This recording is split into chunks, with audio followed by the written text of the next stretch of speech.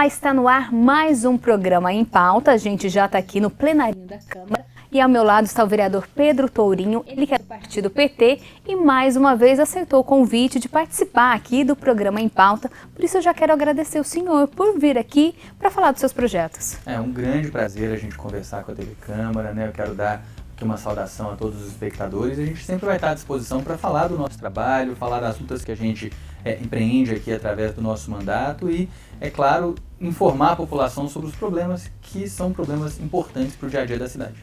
E vereador, a gente já está aí, finalzinho de 2019, eu queria que o senhor fizesse um balanço desse segundo semestre. Ainda está sendo bastante intenso, né? A gente vê muitos projetos, muita reunião acontecendo. Eu acho que esse segundo semestre de 2019 está particularmente intenso, né? Tem muita discussão acontecendo na Câmara de Campinas, muitos projetos sendo votados.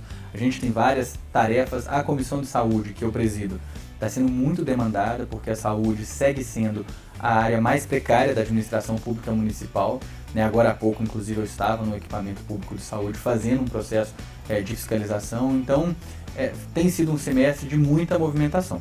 Em relação aí à Comissão de Saúde, além de reunião aqui, também tem reuniões fora, reunião descentralizada. Como que está sendo isso, vereador? No começo desse semestre, nós autorizamos ou definimos aqui na Comissão de Saúde da Câmara que seriam realizadas 5 reuniões fora da casa, nas comunidades, nos distritos, uma para cada um dos distritos de saúde da cidade de Campinas. Nós temos então o distrito sul, o noroeste, o sudoeste, o norte e o leste. É um momento em que essa casa de leis se coloca em contato direto com a comunidade para escutar, para ouvir. É um momento que nós vamos fazer o que a gente chama de uma escuta social. É um momento então para as pessoas que são usuárias do Sistema Único de Saúde, do SUS, dos postos de saúde, do Hospital Ouro Verde, para que elas possam se encontrar conosco de forma mais simples, mais fácil, perto da casa delas. E só assim consegue unir legislativo e população para melhorar a cidade, para melhorar a área da saúde. É uma forma de estar mais perto, como o senhor disse. É parte de um esforço que nós temos para mobilizar as pessoas para defenderem, para compreenderem que a saúde pública precisa ser defendida, né, com mobilização social, politicamente. As pessoas precisam conhecer melhor como é que a saúde pública da cidade funciona e tem que ter condições de expressar os problemas que estão sendo enfrentados. Todo campineiro e campineira que usa o SUS hoje sabe que o sistema está frágil, que ele foi desmontado, que ele foi enfraquecido, tanto por situações como a corrupção no Hospital Ouro Verde, que desmontou um equipamento vital, não só para a região sudoeste, mas para toda a cidade, como também por conta de vários anos seguidos aí sem concursos públicos, então não houve ingresso de novos profissionais, teve uma taxa grande de aposentadorias, uma estimativa de 600 aposentadorias por ano, só na área da saúde, sem nenhuma reposição nos últimos 3 anos. Então, os serviços estão todos muito sobrecarregados, e aí é um momento para a gente chamar trabalhadores da saúde, usuários da saúde, inclusive os gestores que quiserem também dialogar com o Poder Legislativo, vão poder fazer isso muito facilmente lá nesse momento de escuta social que a Comissão de Saúde está promovendo no Ouro Verde nesse próximo dia 26 e sequencialmente nós vamos ter em outras regiões, eu não divulgo aqui agora porque a gente ainda não está com o local definido, mas serão 5, essa é a primeira das 5 reuniões.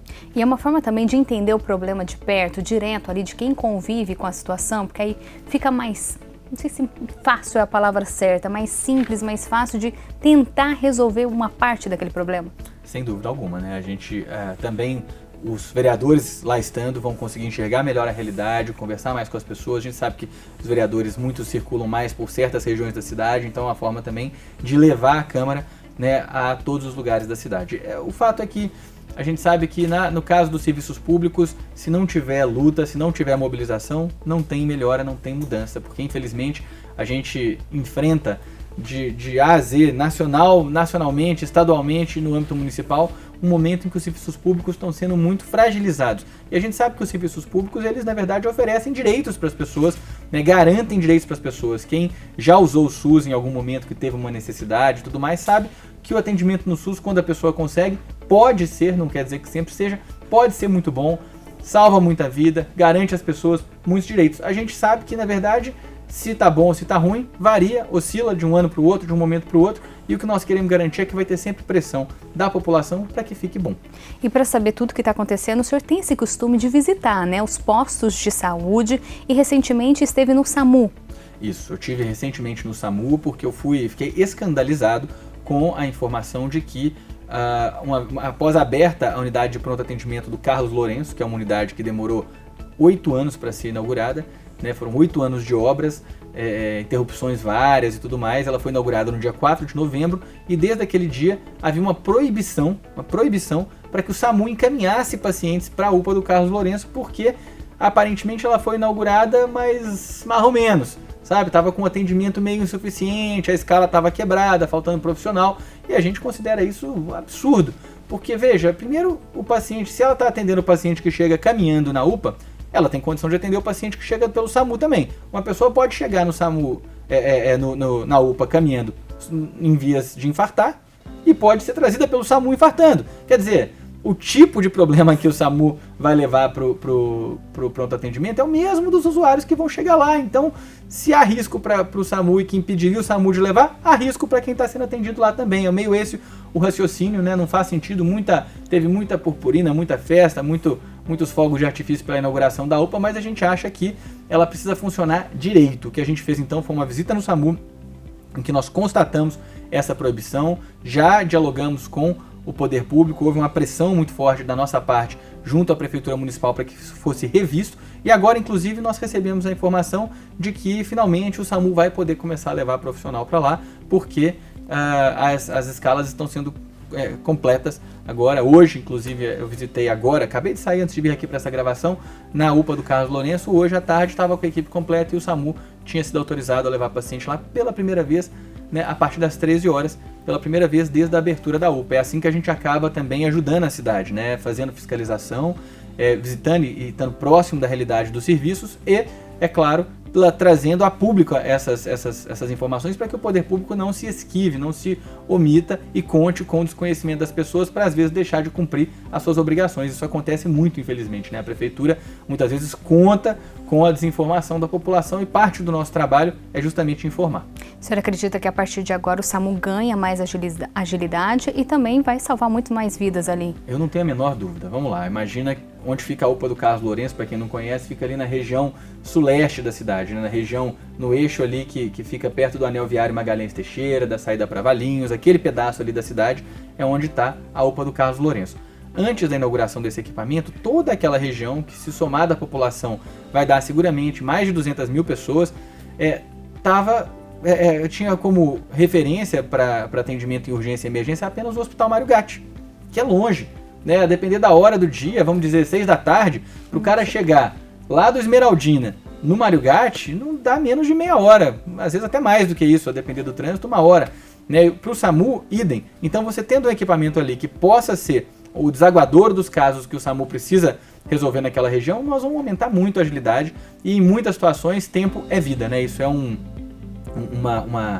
frase de efeito que é usada para o atendimento em urgência e emergência, porque são várias os problemas, por exemplo, derrames cerebrais, né? Um AVC isquêmico, um infarto agudo do miocárdio. Nesses casos o tempo é vida. Quanto antes você puder realizar a trombólise, realizar a reperfusão, atender o paciente num quadro infeccioso agudo, muitas vezes um atendimento rápido implica num melhor prognóstico para o paciente, né? Então a gente sabe que ter esse equipamento à disposição do SAMU para que os pacientes possam ser levados para lá assim que forem recolhidos em suas casas, nas vias públicas e tal, vai ser muito benéfico e certamente vai salvar a vida.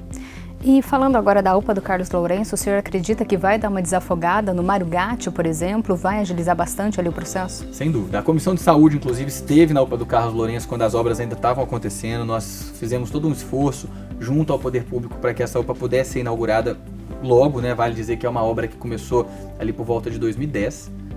Ela foi abandonada, depois ela foi retomada, depois ela foi novamente abandonada, foi ocupada por usuários de drogas, teve os seus fios, sua fiação roubada, foi sucateada e tudo mais. E agora, só no segundo mandato do prefeito Jonas Donizete, é que ele de fato retomou essa obra de maneira consistente, né? A gente batalhou para que o recurso não fosse perdido, o recurso federal para essa obra não fosse perdido. A comissão esteve lá e a gente tem certeza que vai desafogar, porque essa UPA tem condição de fazer pelo menos 600 atendimentos por dia. Isso implica numa redução estimada de 15% a 20% da demanda na porta do Hospital Mário Gatti, e também numa mudança do perfil de demanda dos centros de saúde da região, de modo que os centros de saúde vão conseguir se concentrar mais em fazer certos tipos de atendimento que hoje eles estão com dificuldades para fazer. Então é um equipamento que vai beneficiar, né, como uma consequência da sua abertura, a cidade de Campinas como um todo, e vai ajudar muito na estruturação da rede de urgência e emergência, né, na nossa cidade. A urgência e emergência, para funcionar de fato, ela tem que ser articulada em rede, os serviços têm que estar se comunicando permanentemente, tem que ter uma alta eficiência de diálogo entre eles, tem que ter as suas capacidades complementares plenamente aproveitadas, e esse é um serviço que tem condição de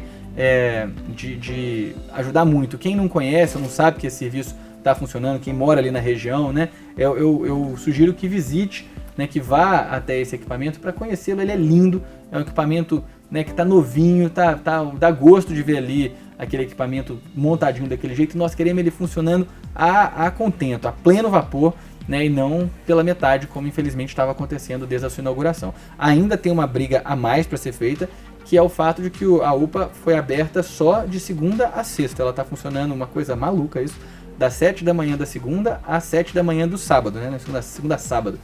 Então chega na sexta-feira à noite, já fecha a porta de novo para o SAMU, os pacientes que estão lá sendo em observação têm que ser encaminhados para outros serviços com prejuízo para esses pacientes. Muitas vezes são pacientes que não estão estáveis, então às vezes o transporte é um transporte arriscado, né? A logística disso é muito complicada, então a gente também agora está batalhando para garantir que ano que vem, ou se possível até mesmo esse ano, mas que no orçamento do ano que vem vai ter recurso para que a UPA funcione 7 dias por semana, sem parar hora nenhuma, né, todos os dias do ano, como é o caso necessário com o serviço de urgência e emergência. Não dá para um serviço de urgência e emergência parar no fim de semana.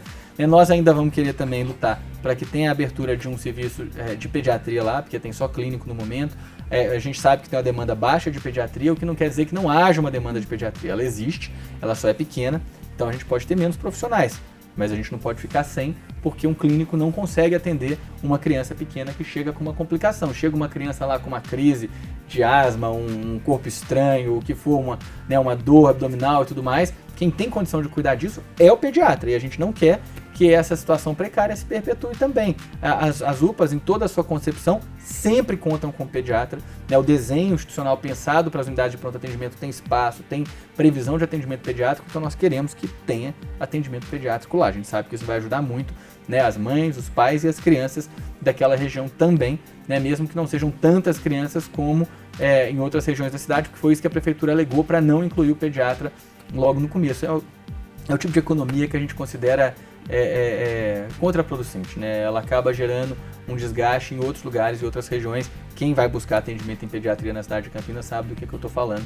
né? Das 8, 9, 10 horas, que às vezes já imaginou ficar com uma criança de 3 anos com febre, com dor, esperando 8 horas para ser atendido. Isso acontece no Hospital Mário Gatti, isso acontece no Hospital do Verde hoje na cidade, e nós achamos que não dá para uma UPA ficar lá, linda, novinha, maravilhosa, funcionando pela metade e sem pediatria. E vereador, falando em visita, o senhor também esteve no AME, né, no prédio lá que está praticamente pronto. Sim, eu estive no AME, né, é o maior ambulatório médico de especialidades do estado. Eu fiquei muito preocupado com uma notícia recente de que quem ganhou a licitação para gerir esse AME, né, nessa lógica que o governo do estado tem de nunca assumir nenhuma responsabilidade por si só, ele sempre terceiriza, foi a Santa Casa de Franca. Eu não conheço a Santa Casa de Franca, mas eu conhecia muito a Santa Casa de Bariri, que foi a empresa que ganhou, né, com o nome de Vitale, a gestão do Hospital Ouro Verde. A gente sabe que esse tipo de terceirização tem que ser fiscalizado com muito rigor, porque às vezes equipamentos, instituições que não têm um know-how, uma experiência suficiente para fazer uma determinada gestão, vão assumir, e isso pode gerar uma série de problemas. Então, na Comissão de Saúde, nós vamos convidar esse pessoal dessa Santa Casa de Franca para eles virem aqui apresentar o plano de trabalho deles, em que pese a AME ser um equipamento que vai ser gerido pelo governo do estado, ela vai ser central para a rede do SUS Campinas, e a gente quer, então, integrar da melhor maneira possível os serviços que vão ser oferecidos na AME com os serviços da rede do SUS Campinas. Então nós vamos querer ter uma apresentação desse pessoal aqui na Comissão de Saúde da Casa. E, vereador, quem acompanha o trabalho do senhor sabe que o senhor preza muito pela transparência, né? Tanto que o senhor tem um projeto aqui mudando um pouco, saindo da saúde e indo agora para a área de trânsito, né? tem um projeto que fala para a INDEC, que obriga a INDEC a publicar todas as multas. Como que seria isso? Como que é? Existem dois tipos de infrações que são registradas pelos agentes de mobilidade urbana, né, os nossos trabalhadores aí da INDEC que todo mundo conhece. A primeira são as multas de infrações do Código Brasileiro de Trânsito, que certamente quem está nos assistindo conhece, porque é muito comum quem dirige eventualmente levar alguma multa por ter cometido alguma infração, né? E essas multas são registradas, lavradas, né? E são depois publicadas no Diário Oficial, de modo que a gente tem como saber quantas multas foram registradas, a característica dessas multas e tudo mais, né? Ocorre que tem um outro tipo de infração, que é o auto de infração do transporte público. Esses autos de infração são as multas que são, as infrações que são registradas nas empresas, nos serviços de transporte público municipal. Não é só o motorista de carro e moto e caminhão que comete infrações, o motorista de ônibus também e a empresa de ônibus também. No entanto, o que acontece? Essas multas, por algum motivo, que eu não sei dizer qual é, elas geralmente não são nem executadas, elas são canceladas dentro da INDEC. E a gente não sabe quantas multas foram feitas, como que elas foram feitas, por quais motivos, né? A gente sabe que, inclusive, ao fazer isso, o poder público abre mão de um recurso importante, né? E de uma cobrança que seria adequada para fiscalizar o cumprimento dos contratos, porque essas multas elas são emitidas quando as empresas de transporte público municipal deixam de cumprir alguma das suas responsabilidades contratuais. Então, a empresa X ganhou a concessão, tem a concessão para fazer tais linhas, tais regiões. Lá na concessão está estabelecido que tem que ter, por exemplo, 3 ônibus fazendo aquele trajeto, vai ter que parar de 20 em 20 minutos em cada um dos pontos, de terminal. Aí chega num dos terminais, né, lá tem um agente da INDEC e ele percebe que o ônibus X, na verdade, só passou 2 linhas naquela hora, não passou 3. Lógico, a consequência disso é que a população se ferrou, porque ficou esperando muito mais, o ônibus ficou mais cheio, né, mais precário, e aí ele lavra uma multa, um auto de infração. Aí ele manda esse auto de infração para a INDEC e lá esse auto de infração desaparece. Então o que nós queremos é que esses autos de infração sejam todos eles publicados no Diário Oficial, para que a gente possa fiscalizar quais são as empresas que estão sistematicamente descumprindo as suas atribuições contratuais, para que a gente possa ter clareza de como é que está sendo prestado o serviço de transporte público na cidade de Campinas. Esse é o esforço que a gente está realizando, né? Então, essa lei ela já teve aprovação recentemente agora no primeiro turno, na legalidade, e a gente quer mobilizar a cidade, a população que se queixa demais da conta do transporte público municipal para trazer mais transparência também para esse setor. E tendo ciência disso, é uma forma também de cobrar melhorias nesse setor. Claro, é uma maneira da gente... Transparência, via de regra, permite às pessoas uma ação cidadã, uma ação de fiscalização mais contundente, mais consistente, uma apropriação maior por parte das pessoas daquilo que é público, né? Quando você enxerga integralmente uma função, uma coisa que é pública, tem clareza de como ela acontece, você daqui a passando o tempo você começa a se sentir de fato mais dono daquilo ali. A gente pode ver que os serviços públicos que têm uma alta frequência de pessoas, com espaços participativos de tomada de decisão, via de regra são mais bem cuidados, tem, né, mais gente preocupada com como é que eles estão sendo geridos, e é essa cultura que a gente quer fomentar na administração pública na cidade de Campinas. Nós queremos uma cultura da participação, do envolvimento, da gestão compartilhada desses serviços por mais gente, cada vez mais, né? E esse é um pequeno esforço que vai nesse sentido. Vereador, eu queria falar com o senhor agora sobre o projeto de lei 288. O senhor está tentando, por meio desse projeto, garantir alguns direitos aí para pessoas que trabalham por meio de aplicativos? Vamos lá. O que acontece? Essa é uma pergunta legal, porque esse é um projeto que eu tenho muito carinho por ele.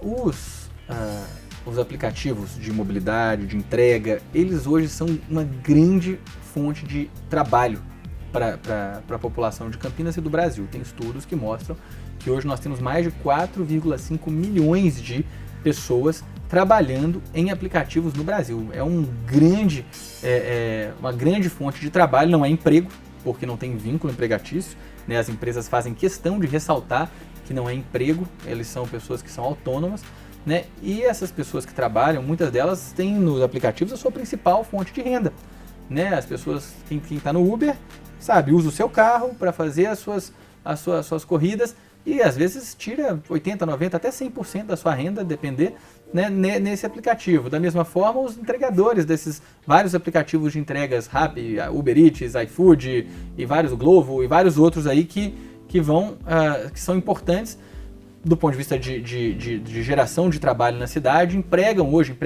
oferecem trabalho para dezenas de milhares de pessoas na cidade de Campinas. E essas pessoas, por não terem exatamente vínculo, viverem num contexto de completa informalidade, elas não têm nenhum tipo de proteção ou garantia, ainda mais agora que até o DPVAT foi cancelado, foi suspenso, né? Então são pessoas que estão num ambiente de trabalho que é um ambiente inseguro, que é o ambiente do trânsito, né? Com alta probabilidade de acidentes, especialmente quando são submetidas a cargas horárias muito altas, e a gente sabe que as pessoas, às vezes, no desespero para poder levantar um dinheiro, vão trabalhar não é 6 horas por dia, é 12, 14 horas por dia nos aplicativos. Então eu conheço um monte de motorista de Uber que sai às 6 da manhã de casa e volta às 11 da noite para casa, né, e passa o dia inteiro correndo para poder garantir seu dinheiro. Mesma coisa os motoristas de iFood, os motoristas, né, os ciclistas aqui nos centros que estão ali com a sua bicicletinha, correndo atrás e tal, né, com uma alta frequência de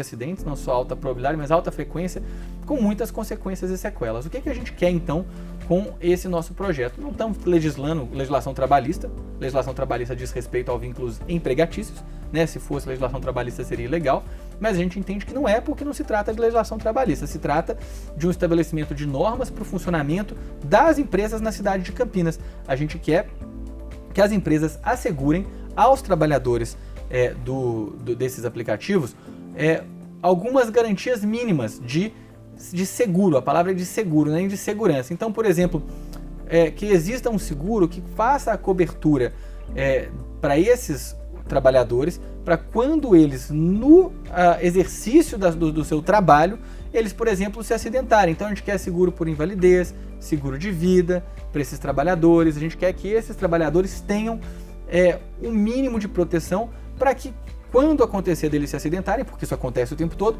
eles não fiquem absolutamente sem nada. Porque o que acontece, eu tenho certeza que eu estou falando para gente que está me ouvindo e está reconhecendo a história que eu vou contar. O cara é um motorista, né, de um desses aplicativos de entrega ou de Uber, vai lá e bate a moto, bate o carro.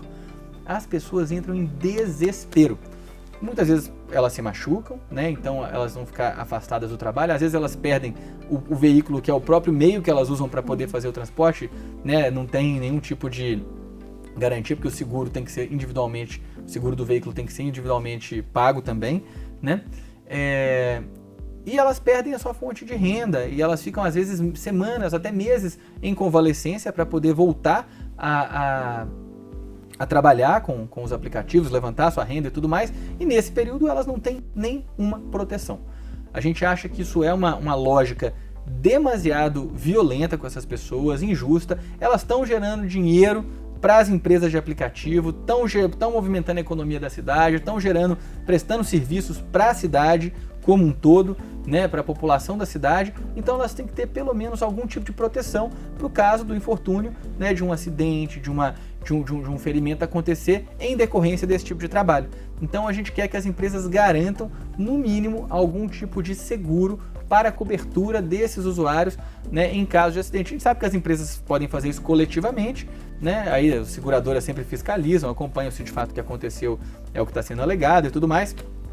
E certamente vai ser uma perspectiva um pouco mais civilizada para garantir um trabalho justo para essas pessoas, né? Um trabalho um pouquinho mais compatível com o que a gente acha que as pessoas devem ter quando elas estão trabalhando, que são proteções mínimas, porque ninguém sabe como é que é o dia de amanhã, ninguém sabe se vai adoecer, se vai machucar, se vai se acidentar. Isso acontece demais da conta. Os motoqueiros, então, nossa mãe, como acontece? Uma forma de trabalhar um pouquinho mais tranquilo. Eu acho, né? Essas pessoas já estão submetidas a cargas horárias muito altas de trabalho, o rendimento de alguns desses aplicativos é relativamente baixo, né? Não é nenhuma fortuna, então as pessoas estão ali trabalhando muitas horas para poder fazer um valor legal, e isso as desgasta tremendamente, né? Desgasta tremendamente. Então a gente entende que isso pode ser, né, a um custo muito baixo para as empresas, né, um instrumento para garantir um pouco mais de dignidade. Isso não é uma iniciativa só minha não, viu? Aqui no Brasil a gente até é pioneiro nesse tipo de iniciativa enquanto legislador municipal, mas em outros países do mundo tem vários lugares em que as legislaturas estaduais ou municipais ou até mesmo federais têm trabalhado no sentido de promover algumas formas de proteção para esses trabalhadores. O estado da Califórnia, nos Estados Unidos, já aprovou legislação nesse sentido, de garantir alguns direitos para os trabalhadores desse tipo de aplicativo, e outros lugares do mundo têm feito esse esforço. A gente espera, né, que isso seja compreendido pelas pessoas, não com uma vontade de retroceder no que elas podem ver como um avanço e tudo mais, mas como o estabelecimento de patamares mínimos, né, para as condições de trabalho que a gente tem na cidade, para uma parcela imensa da população que sobrevive fazendo isso. E a própria população chegou a reclamar para o senhor, esses motoristas? Como que foi? Sim, Como que surgiu? Esse projeto surge a partir das conversas com os trabalhadores desses aplicativos, desses serviços, né, que nos relatam o quão instável e inseguro é a perspectiva do cotidiano deles, o quanto que os preocupa. Muitos são pais, mães de família, têm criança para criar, estão trabalhando um mês para pagar a dívida do mês passado, então estão sempre ali com a corda no pescoço, né, e morrem de medo na eventualidade de acontecer um acidente, um furto, uma ocorrência qualquer que impossibilite-os de continuar trabalhando por um período, ficarem a ver navios, né, literalmente com a mão na frente e a outra atrás, e isso é o tipo de tragédia e de desgaste que a gente não quer. Nós já estamos hoje lidando com níveis de desemprego muito altos na cidade de Campinas e no Brasil. Campinas foi campeã no fechamento de vagas na indústria no estado de São Paulo, no último período recente, aí, se não me engano, no primeiro semestre desse ano, foi a campeã no fechamento de vagas na indústria. É uma pena isso, né? A gente tem um processo de perda de postos de trabalho extremamente qualificados e que trazem uma boa remuneração. Então a gente sabe que nesse contexto cada vez mais as pessoas vão buscar se virar com esse tipo de serviço, e aí se elas estão tentando se virar com isso, elas têm que ter o mínimo de proteção.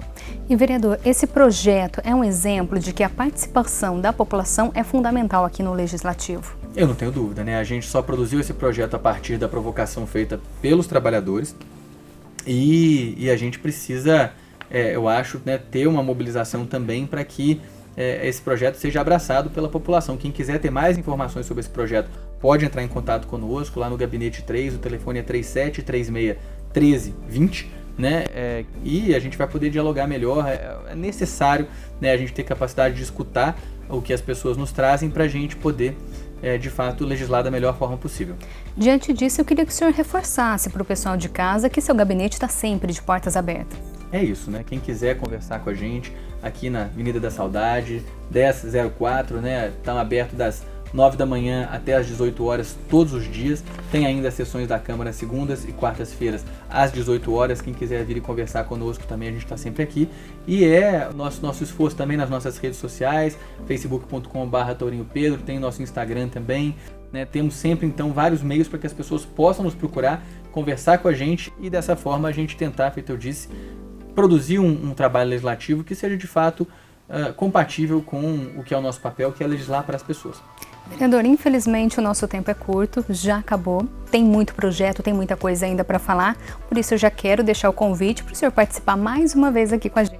Vai ser um prazer, a gente tem várias outras iniciativas que a gente pode discutir, né? O nosso trabalho também tem muito de fiscalização, de acompanhamento, eu acho que isso interessa as pessoas. Já a gente se encontra de novo aqui. A gente vai continuar acompanhando, ao senhor mais uma vez obrigada, a você de casa também muito obrigada pela companhia e audiência, o programa Em Pauta volta amanhã.